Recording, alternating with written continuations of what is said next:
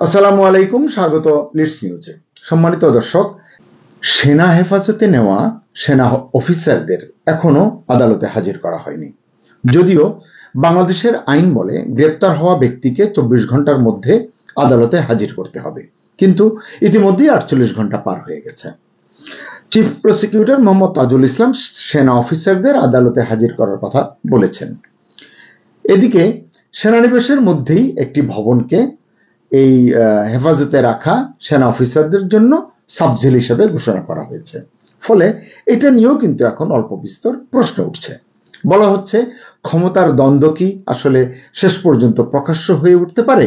মানে আইসিটির সঙ্গে সেনাবাহিনীর সেনানিবাসের সিদ্ধান্ত কি আইনি সংকট তৈরি করতে চলেছে? মানে এই যে সাবজেল করা, তাদেরকে এখানে রাখা, আদালতের কাছে না দেওয়া, এসব নিয়ে প্রশ্নগুলো উঠছে। নাকি সেনাবাহিনী আইনের ঊর্ধ্বে? এটি কি সেনাবাহিনী ভাবছে, আসলে প্রকৃত চিত্রটি কি?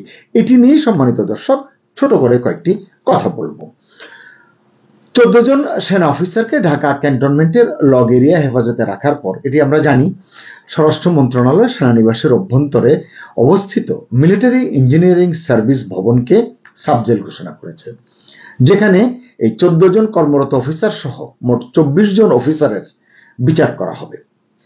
আইসিটি কর্তৃক ফৌজদারি অপরাধী অভিযুক্ত যারা যারা হয়েছেন, এর ভিতরে মেজর জেনারেল আছেন, ব্রিগেডিয়ার, কর্নেল, লেফটেন্যান্ট কর্নেল এবং মেজর পদে দায়িত্ব পালন করেছেন এমন 14 জন অফিসারকে 22 অক্টোবর প্রথমবারের মতো ট্রাইব্যুনালে, আইসিটির ট্রাইব্যুনালে আপনার হাজির করার আগ পর্যন্ত তাদেরকে ভিএসওকিউ অর্থাৎ ভিজিটিং সিনিয়র অফিসার্স কোয়ার্টার্স মেসে স্থানান্তর করা হবে।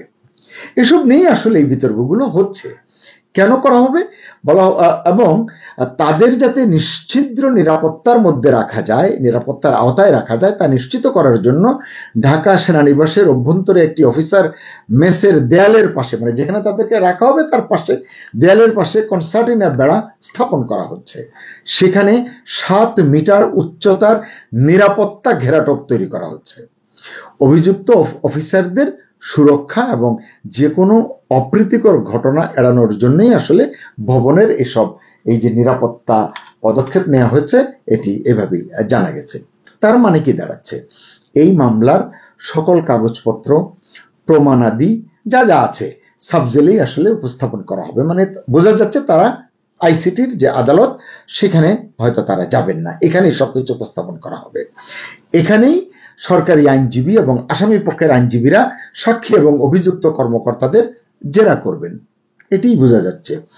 ইতিমধ্যে জানা গেছে ডিআইজি জেল, মানে কারা দায়িত্ব, কারাগারের জান্নাতুল ফরহাদ এই ভবনের, যে ভবনে তাদেরকে রাখা হবে, এই ভবনের নিরাপত্তা সংক্রান্ত কাজের অগ্রগতি তদারকি করতে তিনি এই বিএসওকিউ মেস পরিদর্শন করেছেন। আবার এই তথ্য পাওয়া গেছে, সাবজেল স্থাপন এবং বিএসওকিউ মেসের নিরাপত্তা বৃদ্ধির কাজ চলছে একদিকে, অন্যদিকে সোমবার মানে আজকে 13 অক্টোবর ঢাকা পুলিশের একজন পরিদর্শক 24 জন কর্মকর্তার সাথে সম্পর্কিত যত কাগজপত্র, প্রাসঙ্গিক নথি, এগুলো সংগ্রহ করবার জন্য সেনা সদর দপ্তরে গিয়েছিলেন।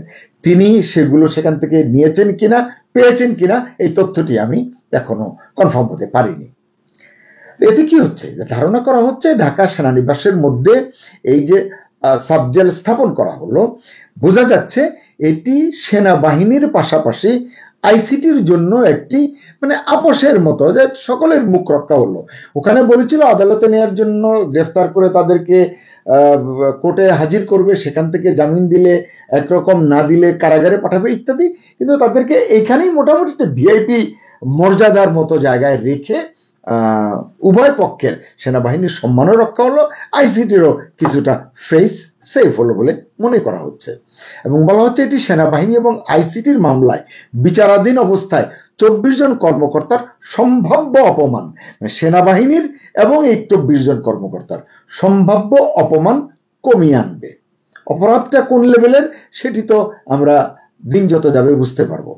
এবার একটু আইনি প্রেক্ষাপটটা যদি আমরা দেখি, আইনে কিন্তু স্পষ্ট বলা আছে, সিআরপিসি 1898 অনুযায়ী গ্রেপ্তার করা ব্যক্তিকে 24 ঘন্টার মধ্যে আদালতে হাজির করতে হবে। আর যদি না করা হয় তাহলে তাদের কিন্তু আবার হেবিয়াস কর্পাসের মাধ্যমে মুক্তি পাওয়ারও কিন্তু অধিকার রয়েছে। জানেন না এক্ষেত্রে বিষয়টি কিভাবে প্রয়োগ হবে, এটি জাস্ট আইনি ব্যাখ্যাটা পেলাম তাই আপনাদের সঙ্গে শেয়ার করলাম। এক্ষেত্রে অবশ্য সেনাবাহিনীর একটা ব্যাখ্যা আছে, সেটি আমার কাছে কিছুটা আলাদা মনে হয়েছে। আর্মি অ্যাক্ট 1952 বলছে 48 ঘন্টা পর্যন্ত আটক রাখা যায়, তবে এক্ষেত্রে কমান্ডিং অফিসারের অনুমতি প্রয়োজন হবে।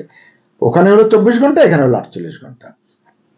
সেনা আইনের 8ম অধ্যায়ের 74 ধারায় আবার বলা হয়েছে প্রত্যেক কমান্ডিং অফিসার খেয়াল রাখবেন যে কোনো অপরাধের অভিযোগে অভিযুক্ত ব্যক্তিকে আটকের পর 48 ঘন্টার বেশি আটক রাখা না হয়, যেটি বললাম।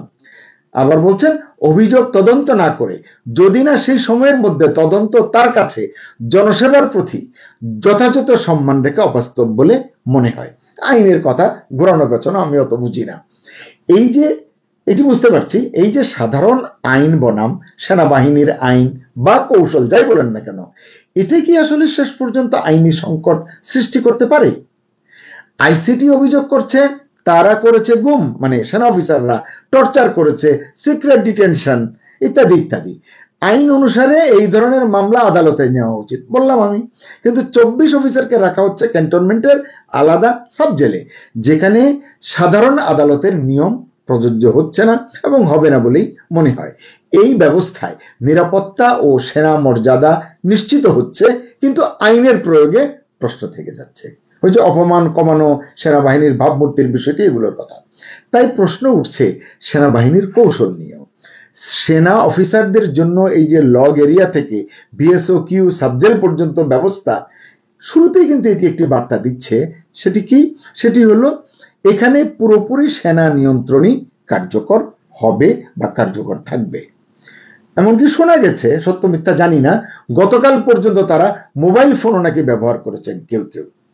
আর এই যে নিরাপত্তা বাড়াতে কনসার্টিনা ওয়্যার ফেন্সিং, মেটালিক প্রপস ব্যবহার করা হচ্ছে, ওয়াই শেপ সাপোর্ট তৈরি করা হচ্ছে, এই সবই করা হচ্ছে এই জেলকে, সাবজেলকে পুরোপুরি নিরাপদ এবং জনবিচ্ছিন্ন করার একটি প্রক্রিয়া হিসেবে। এটি নিয়েও আসলে সমালোচনার গুঞ্জন আছে। বলা হচ্ছে এটি কি শুধু নিরাপত্তার খাতিরে করা হচ্ছে, নাকি বিচার প্রক্রিয়ার বাইরে রাখার চেষ্টাও চলছে ভেতরে ভেতরে, মানে অন্য কিছু কাজ করছে কিনা। সাধারণত আমরা কি দেখি, রাজনৈতিক কোনো নেতাকে গ্রেফতার করা হলে এক পর্যায়ে তাদেরকে কেন্দ্রীয় কারাগারে বা অন্য কোনো কারাগারে রাখা হয়। তার আগে যদি ম্যাজিস্ট্রেটের সামনে তোলা হয়, সেখানে তুলে সেখান থেকে যা সিদ্ধান্ত হয় তার আলোকে তাদেরকে কারাগারে পাঠানো হয়। কিন্তু এখন এখানে দেখা যাচ্ছে সেনা অফিসারদের জন্য আলাদা ব্যবস্থা, মানে সাবজেল হচ্ছে, মুখে বলা হচ্ছে সাবজেল, কিন্তু ওখানে যে বিশেষ সুবিধাদি থাকবে এ বিষয়ে কিন্তু আসলে আমার মনে হয় না যে খুব দ্বিধা কারো থাকা উচিত। কারণ কারাগারের তুলনায় এখানকার পরিবেশ হবে ভিন্ন, খাবার দাবার হয়তো ভিন্ন হবে, হওয়াটাই স্বাভাবিক। অন্যান্য সুযোগ সুবিধাও সবকিছু যে আলাদা হবে, আসলে এটি নিয়ে পৃথক পৃথক করে বিতর্ক করার কোনো প্রয়োজন আছে বলে আমি মনে করি না। তার মানে ফৌজদারি অপরাধে অপরাধী, অভিযোগে অভিযুক্ত হয়ে তাদেরকে হেফাজতে রাখা হয়েছে। এখন তাদেরকে যদি, অর্থাৎ অপরাধীর জন্য যদি আইনের প্রয়োগ সমান না হয় তাহলে কিন্তু প্রশ্ন উঠে। এই কারণেই প্রশ্ন উঠছে মানবতা বিরোধী অপরাধ করার পরও সেনা অফিসাররা এই প্রিভিলেজ, এই সুবিধা কেন পাচ্ছেন। এই কারণেই বলছেন অনেকে যে সেনাবাহিনীকে আইনের ঊর্ধ্বে। 24 সেনা অফিসারের গ্রেপ্তার, আদালতে হাজির করতে যে বিলম্ব হয়েছে, সাবজেল ব্যবস্থা, সব মিলে দেখা যাচ্ছে আইনের সীমা বনাম সেনা প্রিভিলেজের দ্বন্দ্ব বেশ প্রকট হয়ে উঠছে। এটি কোন জায়গায় যাবে জানি না। এ কারণেই হয়তো আমাদেরও প্রশ্ন করার সুযোগ মিলছে, শেষ পর্যন্ত আইন কি তার নিজের গতিতে চলতে পারবে, নিজের জায়গায় থাকতে পারবে, মানে আইনের পথে থাকবে কিনা, নাকি সেনা হেফাজতে যে রাখা হলো এবং সাবজেল করে যে রাখা হচ্ছে তাদেরকে এটি গ্রেপ্তারের দিয়ে মোট কথা এটি আইওয়াস কিনা, এই প্রশ্নটি কিন্তু অনেকে আলোচনা করছেন। কারণ ওই যে বললাম, পুরো বিষয়টি সেনাবাহিনীর নিয়ন্ত্রণেই থাকবে। এখানে ইন্টারন্যাশনাল ক্রাইমস ট্রাইব্যুনালের কতটা নিয়ন্ত্রণ থাকবে এটি বলা মুশকিল।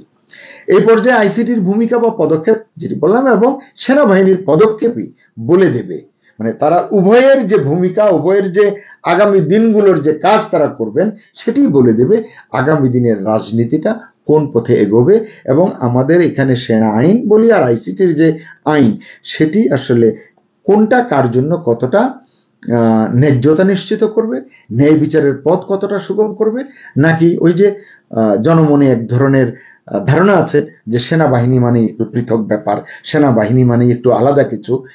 অপরাধ করার পরও যদি এই বিষয়টি থাকে তাহলে যেমনটি আমি শিরোনামে বলেছি সেনাবাহিনী কি আইনের ঊর্ধ্বে, এটি কিন্তু মানুষের মুখে মুখে উচ্চারিত হবে।